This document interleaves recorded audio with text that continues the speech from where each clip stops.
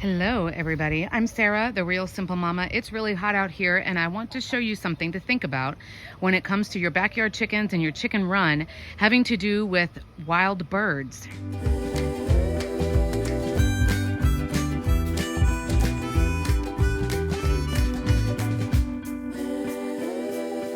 This video, my disclaimer real quick is going to be, this video is definitely a do as I say, not as I do video, because I've been looking at faults and things, that I wish I had been able to do differently here in my chicken run. So I'm telling you so that you can plan, you can do as much as you can to help keep your chickens safe and healthy, and just some things to be aware of. So we're going to be talking about wild birds. And by wild birds, I mean anything from the little guys like sparrows and finches and starlings to bigger birds, pigeons, doves, things like that. And you do need to be aware that while most of the illnesses, pests, parasites, and things that chickens can get, most of them are not contagious or dangerous for humans. Like, it doesn't transfer very well from birds to mammals.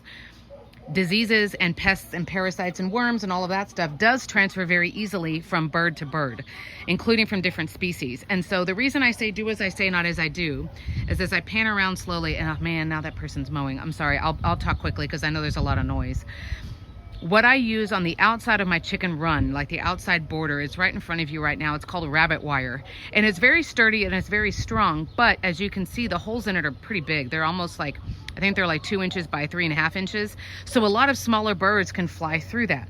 Now, I'm not talking about like safety and security as far as like predators. I have a whole section of videos about that and about your chickens escaping. I'm talking about who else you're allowing in, because everything from random wild birds being close to your chickens, sharing water, the coming in and eating the food, and especially wild bird droppings or them just like shedding extra like mites and lice, for example, that can transfer very easily to your chickens. So there's a couple of things you can do.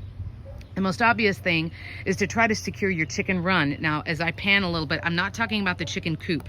The chicken coop is where your chickens lay eggs and they sleep at night. I'm not worried about wild birds getting in there, because most wild birds, or like, birds that are just out and about, they'll go to bed when it's dark, when your chickens are probably locked up anyway. So this is not the concern.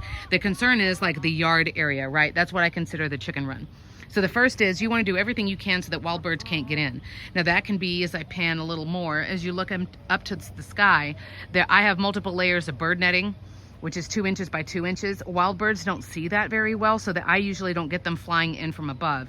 But also, like, everything that you have is the walls. Try to make it so that your wild birds can't get in, because when they see sources of water, like I just cleaned the chicken's pool, when they see sources of water, or you throw treats on the ground for your chickens, things like that, even just like shade, the wild birds are going to try to come in and share that stuff. And I mean, I'm not interested in buying food for wild birds and things like that. So number one is just making sure your perimeter, the fences, the walls, the ceiling, is not letting wild birds in. The next thing is what I just implied, is that you don't need to have anything around anywhere near your chickens for wild birds. So I used to, as I pan around some more, I used to have like bird feeders and bird baths and things like right outside the chicken run, because it looked pretty and all of these animals together in nature together. And now it's like, no, stay away as much as possible. So you can have, waterers for wild birds. I see I've got cardinals over on my kids' trampoline.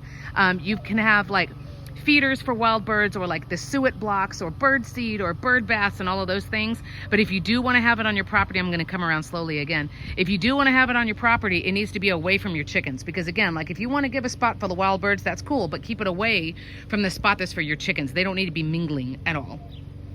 The other thing is, if you choose to, you can consider to do, I recommend everybody does the medical checks. You can see that video here.